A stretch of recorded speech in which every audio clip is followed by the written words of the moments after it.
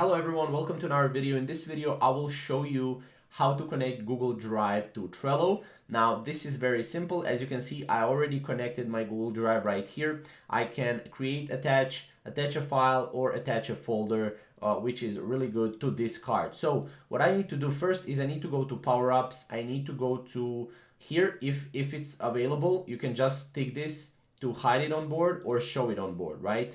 Or if it's not available, go to Add Power Ups.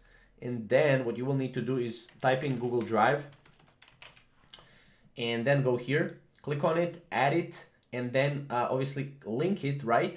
If it's not linked right here, you can actually go to your card and then go here and go to Google Drive, attach a file, and then here you will link a Google Drive account. And that way you will basically link your Google Drive account and you will be able to attach Google Docs, you'll be able to attach spreadsheets, Google Sheets, right? Stuff like that, right? So it will be really easy to actually, attach anything you want to your card.